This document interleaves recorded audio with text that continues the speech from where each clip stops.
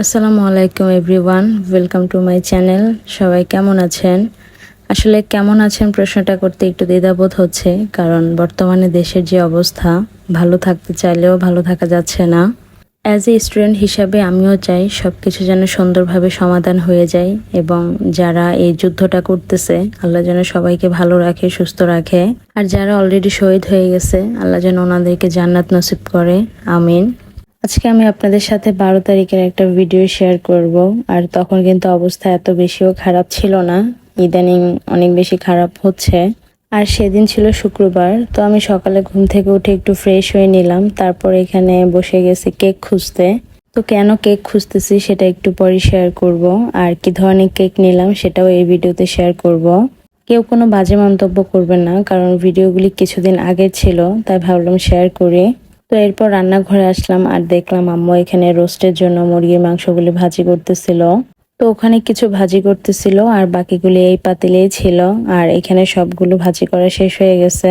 রোস্টের মাংসের ফ্রাইটা একটু বেশি হলে আমাদের সবার কাছে অনেক বেশি ভালো লাগে, তাই আম্মু একটু বেশি করে ফ্রাই করে। আর এখানে গরু মাংসের কাবাব বানাবে, তাই গরু মাংসকে ছোট ছোট করে কেটে নিয়েছে, একটু পর সিদ্ধ করতে দিবে। আর অন্য দিক দিয়ে আম্মু গরু মাংস দিয়ে আলু রান্না করবে, তাই এখানে মাংসগুলি কেটে নিয়েছিল। আর এ সাইডে আমার বড় আপু পেঁয়াজ আর আলু কাটতেছিল, আর আম্মু অপর দিকে গরু মাংসগুলি কেটে নিচ্ছিল। মনে হবে সবাই কাজ করতেছে, আমি মনে হয় বেকার বসেছিলাম। অ্যাকচুয়ালি না, আমি ঘর বাড়ি গোছানোর দায়িত্বে ছিলাম। তো কিছুক্ষণ পর দেখলাম আম্মু এখানে রোস্টটা অলরেডি রান্না করে ফেলেছে, আর পাশের চুলায় কিন্তু কাবাবের জন্য ডাল আর মাংসটা অলরেডি সিদ্ধ করে নিয়েছে। আমাদের এলাকায় কিন্তু লাইনের গ্যাসের অনেক বেশি প্রবলেম, দিনের বেলা তো থাকেই না, আমরা সিলিন্ডার না হলে ইলেকট্রনিক চুলায় রান্না করতে হয়। আসলে যারা মধ্যবিত্ত বা নিম্ন আয়ের লোকেরা আছে তাদের কাছে কিন্তু এত কিছু ব্যয়বহুল, কি করার, জীবন চলতে হলে তো করতেই হবে। তো এখানে কাবাব বানানোর জন্য আমার আপু সবকিছু রেডি করে নিয়েছে, আর আম্মু এখানে পোলাও চাল নিতে বলছিল আমাকে। তো আজকে পোলাও রান্না করবে। হঠাৎ করে কেন এত আয়োজন করতেছি সেটা একটু শেয়ার করি আপনাদের সাথে। আসলে 13ই জুলাই ছিল আমার আপুর ছেলে মেয়ের বার্থডে, আর এই ভিডিওটা ছিল 12 জুলাই। আমরা ওভাবে বার্থডে পালন করি না, কিন্তু যেহেতু ওরা ছোট মানুষ আর এবার যেহেতু ওদের বাবা দেশে রয়েছে, তাই ভাবলাম যে একটু ছোটখাটো ভাবে আয়োজন করা যাক। এই জন্য যেহেতু 12 তারিখ শুক্রবার ছিল, তাই 12 তারিখে খাবার দাওয়ার আয়োজন করে। আমরা বাসায় যারা ছিলাম তারাই, বাড়তি কাউকে বলা হয়নি, শুধু আমার ভাইয়ার একটা বন্ধু এসেছিল। আর 13 তারিখে বিকেলবেলা আমরা কেকটা কাটি, কেকটা সবাইকে নিয়ে কাটা হয়। আজকের এই ভিডিওটা কিন্তু আমার 12 এবং 13 তারিখের কিছু কিছু ক্লিপ নিয়ে করা। আসলে 11 তারিখ থেকে 15 তারিখ পর্যন্ত আমি এত পরিমাণ বিজি ছিলাম, বিশেষ করে আমি আর আমার আম্মু। সেটা কেন অবশ্যই নেক্সট ভিডিওতে শেয়ার করব। ইনশাল্লাহ যদি সব পরিস্থিতি ঠিক থাকে বা সামনে ঠিক হয়ে যায়, তাহলে অনেক সুন্দর সুন্দর ভিডিও আপনাদের জন্য আসতেছে, অবশ্যই আমার সাথে থাকুন। তো কথা বলতে বলতে দেখতেই পেলেন যে আমার আপু এখানে কাবাব বানিয়ে নিয়েছে, আর আমার আম্মু সেগুলি ভেজে নিচ্ছিল। তো এক পর্যায়ে রান্না বান্না শেষ হয়ে যায়। যেহেতু কোনো রেসিপি শেয়ার করতে পারিনি, তাই ভাবলাম সবগুলি রান্না একসাথে একটু শেয়ার করি। এখানে পোলাও রান্না করেছে, সাথে ছিল রোস্ট, আর সাথে গরু মাংস দিয়ে আলু রান্না করেছিল। এখানে ছিল ডিম আর ছিল কাবাব। সত্যি কথা বলতে কাবাবটা এত বেশি মজার ছিল, আমরা কিন্তু ভাজি করার পরপরই কাবাবটা খাওয়া শুরু করি, এজন্য আমি আর দুপুরে ভাত খেতে পারিনি। যাই হোক, এখানে ভাইয়ার বন্ধু আর আমার বাবাটা আসছে নামাজ পড়ে, এখন ওদেরকে খাবার দেওয়া হবে, এই জন্য আম্মু সবকিছু টেবিলে বেড়ে নিয়েছে। আপনাদের কাছে একটাই অনুরোধ, কেউ কোনো বাজে মন্তব্য করবেন না, যেহেতু ওরা ছোট, তাই ওদের আনন্দের জন্যই আজকের এই আয়োজন। আর সবাই অবশ্যই আমার ছেলে মেয়ের জন্য দোয়া করবেন, যেন ওরা মানুষের মতো মানুষ হতে পারে, মাশাআল্লাহ বলবেন।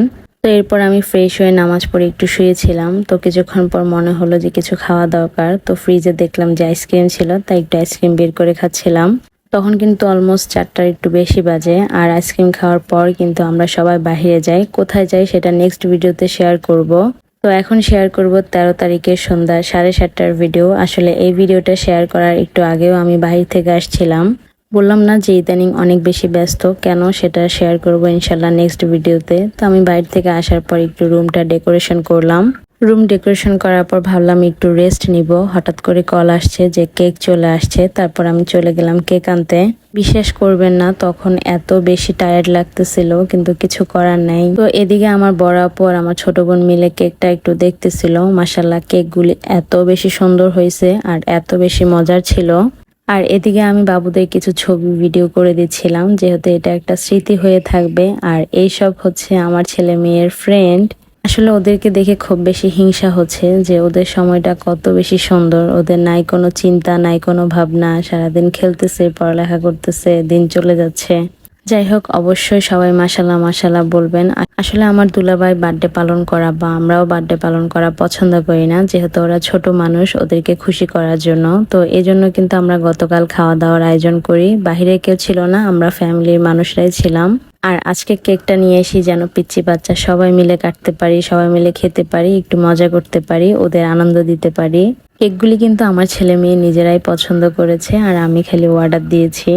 অবশ্যই সবাই সবগুলি বাচ্চার জন্য দোয়া করবেন যেন ওরা মানুষের মতো মানুষ হতে পারে। সবার কাছে আবারও অনুরোধ, কেউ মাশাল্লাহ বলতে ভুলবেন না। আর কেকগুলির কথা কি বলবো, কেকগুলি অনেক বেশি মজা ছিল।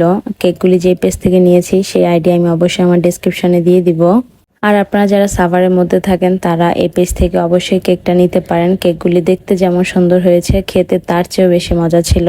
তো আজকের ভিডিওটা এই পর্যন্তই। সবাই আমার ছেলে মেয়ের জন্য দোয়া করবেন। আর বর্তমান দেশের যা অবস্থা কি আর বলবো, সবাই ওইসব ছেলে মেয়েদের জন্য দোয়া করবেন যারা ওই যুদ্ধে রয়েছে এবং যারা শহীদ হয়েছে। একটা কথা মনে রাখবেন, ভালো সময় খারাপ সময় সবারই আসে, কারণ আল্লাহ ছাড় দেয় কিন্তু ছেড়ে দেয় না। আল্লাহ হাফেজ, ভালো থাকবেন। আসসালামু আলাইকুম।